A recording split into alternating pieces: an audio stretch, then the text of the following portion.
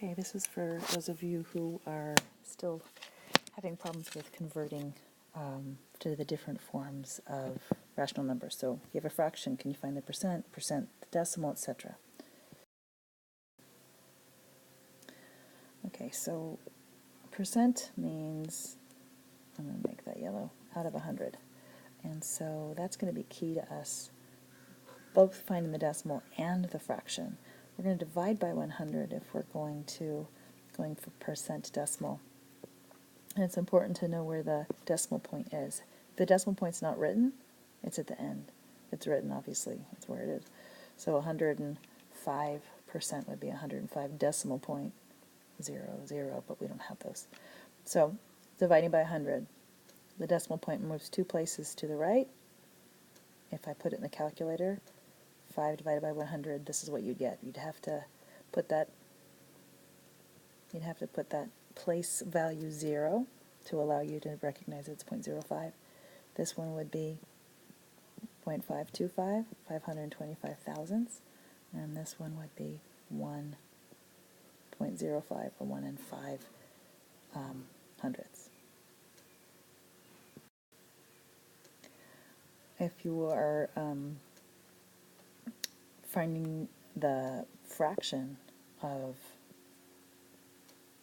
the denominator is always 100 because percent is out of 100. So you can go ahead and take 5%. Oops, wrong thing. And it would be 5 out of 100, which you could simplify into 1/20. This one you might choose to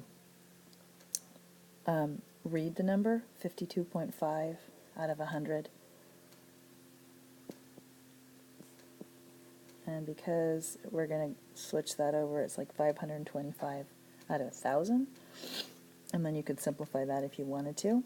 And then this one would be 105 out of 100. And then you could go ahead and divide that by 5. And you'd end up with 21 out of 20. And you can leave your fractions as improper fractions. That's perfectly okay.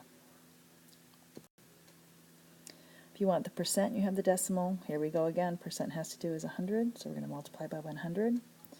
And remember the decimal points here. Multiplying by 100 moves 2 places to the right. So 1.23 is a decimal, is 123%. 0.065 is a decimal, times 100, you get 6.5%. Have to put a place marker there, you got 80%. And then the 5 would be 500%, because 1 is 100, so 5 would be 500.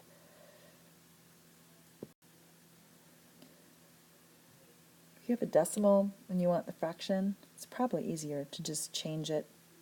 You can read the number like 1 and 23 hundredths, and you can go 1 and 23 hundredths, and do it that way, and this is 65 thousandths.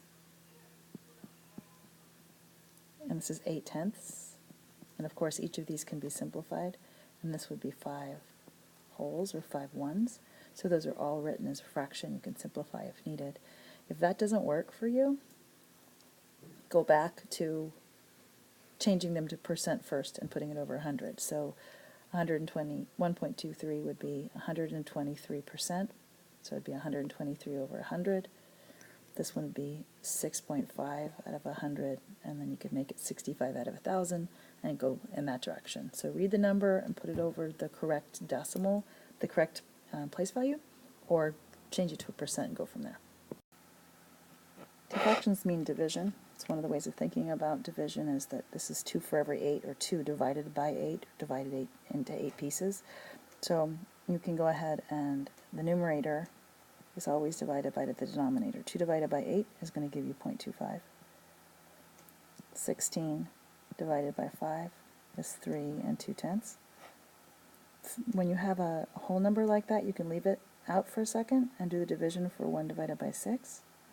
1 divided by 6 is a repeating decimal of 0.16666, and we write that. The 6 repeats over and over and over again, and that's how we write that. And then 2 divided by 7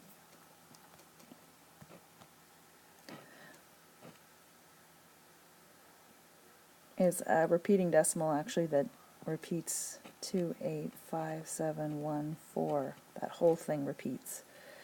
With 2 sevenths, we'll probably would use an approximation of something like approximately 29 hundredths. But division is what's going to allow you to find the decimal.